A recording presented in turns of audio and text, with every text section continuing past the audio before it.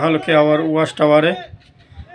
এবং আমাদের এখানে যে গাছটি ফরেস্টার গাছটি রয়েছে অনেকে দেখার জন্য আসে, ঘোরার জন্য আসে, অনেকে আসে এনে গোসল করার জন্য আসে। তো আমরা এখন বর্তমানে ফেঞ্চুগঞ্জ গিলাসরা এরিয়ার ভিতরে আছি।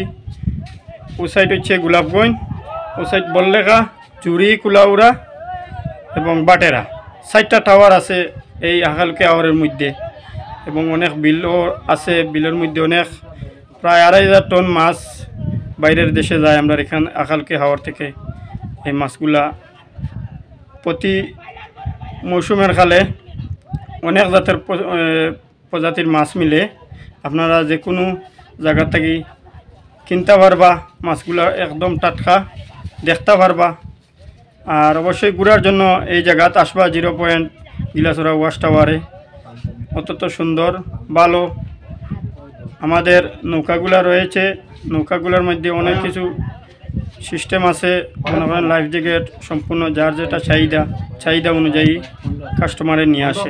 করে দেখানোর চেষ্টা করি এই জায়গায় এই যে মাছের অভয়ারণ্য, ওনারা মাছ মারতেছে। এই মাছগুলো ওনারা বলতেছে যে রাত্রে 12টা নাগাদ হয়তো এই মাছগুলো আসবে, 10টা 11টার দিকে আসবে। ও প্রচুর মানুষ, এরকম প্রায় লক্ষ লক্ষ টাকার মাছ আসে।